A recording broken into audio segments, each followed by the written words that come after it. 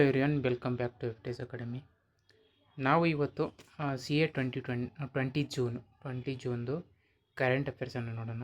ನಾನು ಕರೆಂಟ್ ಅಫೇರ್ಸ್ಗಳನ್ನು ಯಾವ್ಯಾವ ಮ್ಯಾಗ್ಝಿನ್ಸ್ಗಳು, PIB, all India radio ಮತ್ತು Indian express, Hindi news paper ಇವೆಲ್ಲ ರೆಫರ್ ಮಾಡಿಬಿಟ್ಟು ನಿಮ್ಗೆ ಹೇಳ್ತಾ ಇರೋದು. ದಯವಿಟ್ಟು ಈ ಕರೆಂಟ್ ಅಫೇರ್ಸ್ಗಳನ್ನ ಡೈಲಿ ನೋಡಿ ಆ್ಯಂಡ್ ಶೇರ್ ಮಾಡಿ. ಏನಾದರೂ ಬೇಕಾದರೆ ನನ್ನ ಕಮೆಂಟ್ನ ಸೆಕ್ಷನಲ್ಲಿ ತಿಳಿಸ್ರಿ. ಓಕೆ, ನೋಡಿ ಇವತ್ತಿಂದು ಕರೆಂಟ್ ಅಫೇರ್ಸ್ನಲ್ಲಿ ಇವತ್ತಿನ ಫಸ್ಟ್ ಟಾಪಿಕ್ ಅಂದರೆ PM-DIWINE ಇನಿಷಿಯೇಟಿವ್ ಇದು ಅದಕ್ಕೆ ಸಂಬಂಧಪಟ್ಟಿದ್ದು ಅಂತ. PM development initiative for north eastern regions. PM-DIWINE ಇದು ಏನು, ಯಾವ ಸ್ಕೀಮು, ಈ ಸ್ಕೀಮ್ ಅದಕ್ಕೆ ಸಂಬಂಧಪಟ್ಟಿದೆ ಅಂದರೆ ನಾರ್ತ್ ಈಸ್ಟರ್ನ್ ಡೆವಲಪ್ಮೆಂಟಲ್ ಒಂದು ಪ್ರಾಜೆಕ್ಟ್. ಇದು ನಾರ್ತ್ ಈಸ್ಟರ್ನ್ ಸ್ಟೇಟ್ಸ್ ಏನಂತ ಅದರ ಪ್ರಾಜೆಕ್ಟು. ಇದು ಏನಾಗುತ್ತೆ, ಯೂನಿಯನ್ ಕ್ಯಾಬಿನೆಟ್ ಅಪ್ರೂವ್ ಮಾಡುತ್ತೆ holistical development of north eastern ಸ್ಟೇಟ್ಗಳಿಗೆ. ಟೋಟಲ್ ಔಟ್ಲೇ ಎಷ್ಟಿದೆ ಅಂದರೆ ಜಸ್ಟ್ ರಿಮೆಂಬರ್ ಮಾಡಿಕೊಳ್ಳಿ, ನೆನ್ಪಿಟ್ಕೊಳ್ಳಿ. ಯಾಕಂದರೆ ಕೆಲವೊಂದು ಎಕ್ಸಾಮ್ನಲ್ಲಿ KA ಕೇಳೋ ಚಾನ್ಸಸ್ ಇರುತ್ತೆ. 6,600 crore ಮತ್ತು ಮೇನ್ಸ್ ಬರೆಯೋಕ್ಕೆ ಕೂಡ ಹೆಲ್ಪ್ ಆಗುತ್ತೆ. 6,600 crore ಇರುತ್ತೆ. ಟೈಮ್ ಲಿಮಿಟ್ ಏನಂದರೆ 25-26ವರೆಗೆ ಅಂತ ಹೇಳ್ತಾರೆ. Focus on infrastructure, social development and livelihood generation is the main aim for this PM-DIWINE scheme. PM-DIWINE scheme ಎದಕ್ಕೆ ಸಂಬಂಧಪಟ್ಟಿದೆ ಅನ್ನೋದನ್ನು ನಿಮ್ಗೆ ಗೊತ್ತಿರಬೇಕಾಗುತ್ತೆ. ಓಕೆ, ನೆಕ್ಸ್ಟ್ ನೋಡಿ, ಇದು ಏನು ಮೇನ್ ಏಮ್ ಅಂತ ಅಂದರೆ ಇದು aim to bridge regional gaps and unlock the opportunity in north eastern states. North eastern ಸ್ಟೇಟ್ನಲ್ಲಿ ಏನು ರೀಜನಲ್ ಗ್ಯಾಪ್ ಇದೆಯಲ್ಲ ಅದನ್ನು ಬ್ರಿಡ್ಜ್ ಮಾಡೋಕ್ಕೆ, ಅದನ್ನೇ ಮಾಡೋಕ್ಕೆ ಇದು ಮಾಡ್ತಾರೆ. ಯಾಕೆ ನ್ಯೂಸ್ನಲ್ಲಿದೆ ಅಂದರೆ ಇದಕ್ಕೆ ಏನು ಮಾಡಿದ್ದಾರೆ, ನಾರ್ತ್ ಈಸ್ಟರ್ನಲ್ಲಿ ಇನ್ಫ್ರಾಸ್ಟ್ರಕ್ಚರ್ ಕನೆಕ್ಟಿವಿಟಿಯನ್ನು ಸ್ಟ್ರೆಂಥನ್ ಮಾಡಿದ್ದಾರೆ ರೀಸೆಂಟಾಗಿ. ಅದಕ್ಕೋಸ್ಕರ ಇದು ನ್ಯೂಸ್ ಇದೆ. ಇದು ತುಂಬ ಇಂಪಾರ್ಟೆಂಟು.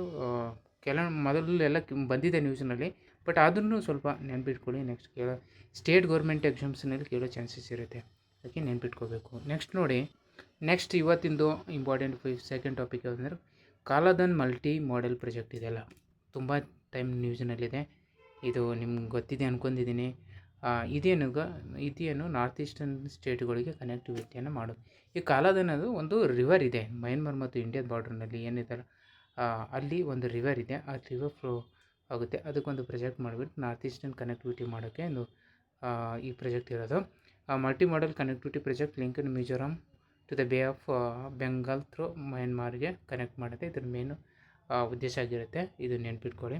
ನೆಕ್ಸ್ಟು ಇದೇನು ಗೊತ್ತಾ, ಕಾಂಪೋನೆಂಟ್ಸ್ ಯಾವುದು, ಸಿಟ್ವೆ ಪೋರ್ಟ್ ಅಂತ ಬರುತ್ತೆ. ಎಲ್ಲಿ ಬರುತ್ತೆ ಸಿಟ್ವೆ ಪೋರ್ಟ್ ಅಂತ ಹೇಳಿ, ಇದು ಮಯನ್ಮಾರ್ ಬರುತ್ತೆ. Kaladan river transport and ಜೋರಿಪುರಿ ಪೆಟ್ವಾಲಾ road ಕೂಡ ಇದಕ್ಕೆ ಸಂಬಂಧಪಟ್ಟಿದೆ. ಇದು ನೆನ್ಪಿಟ್ಕೊಳ್ಳಿ. ಕಾಲಾದನ್ ಮಲ್ಟಿಮಾಡೆಲ್ ಪ್ರಾಜೆಕ್ಟ್ ಏನು ಇಂಪಾರ್ಟೆಂಟು, ಎದಕ್ಕೆ ಇಂಪಾರ್ಟೆಂಟ್ ನಮಗೆ ಅಂತ ಅನ್ನೋದು ಗೊತ್ತಿರಬೇಕು. ಸಿಟ್ವೆ ಪೋರ್ಟ್ ಎಲ್ಲಿ ಬರುತ್ತೆ ಅನ್ನೋದು ಗೊತ್ತಿರಬೇಕು. ಈ ಥರ ಕ್ವಶನ್ಸ್ಗಳನ್ನ ಕೇಳೋ ಚಾನ್ಸಸ್ ಇರುತ್ತೆ.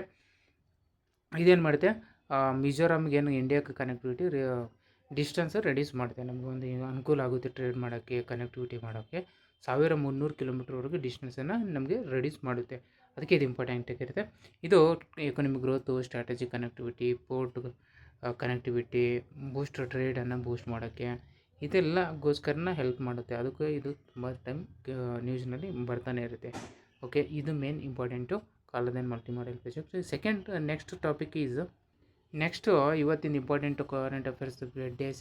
Third topic is Dhola Sadiya bridge. Dhola Sadiya bridge ಇದೆಲ್ಲ ಇಂಡಿಯಾದು ಲಾಂಗೆಸ್ಟ್ ಬ್ರಿಡ್ಜ್. ಎಲ್ಲಿದೆ ಅಂತಂದರೆ ಕೇಳ್ತಾರೆ. ಎಲ್ಲಿದೆ ಅಂದರೆ ಅಸ್ಸಾಂನಲ್ಲಿದೆ. ಧೋಲಾ ಮತ್ತು ಸಾಡಿ ಅಂತೇಳಿ ಒಂದು ವಿಲೇಜ್ ಬರುತ್ತೆ. ಅವು ಎರಡರ ಮಧ್ಯದಲ್ಲಿ ಕನೆಕ್ಟ್ ಮಾಡಿದ್ದಾರೆ.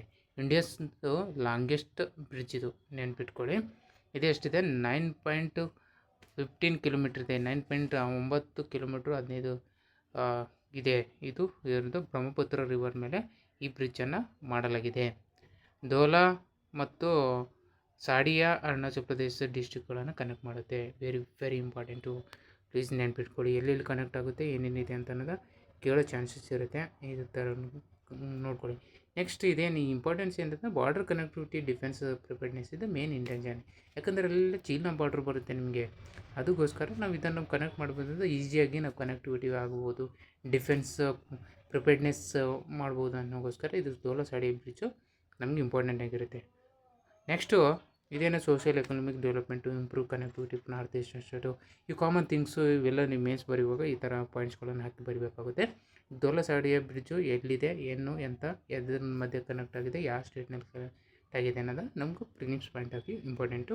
KPSC ಪ್ರಿಲಿಮ್ಸು ನೆಕ್ಸ್ಟ್ ಬರುತ್ತೆ, ಅದಕ್ಕೆ ಇದಕ್ಕೋಸ್ಕರ ಮಾಡ್ತಾಯಿದ್ದೀನಿ. ನೆಕ್ಸ್ಟ್ ಟಾಪಿಕ್ ನೋಡಿ. ನೆಕ್ಸ್ಟ್ ಇವತ್ತಿಂದ ಇಂಪಾರ್ಟೆಂಟ್ ಟಾಪಿಕ್ ಯಾವುದು ಅಂತಂದರೆ ಕೃಷಿ ವಿಧಾನ ಸ್ಕೀಮ್ ಇದೆಯಲ್ಲ, ಕೃಷಿ ವಿಧಾನ ಸ್ಕೀಮ್ ಅದಕ್ಕೆ ಸಂಬಂಧಪಟ್ಟಿದ್ದು ಅಂತ ಕೇಳ್ತಾರೆ.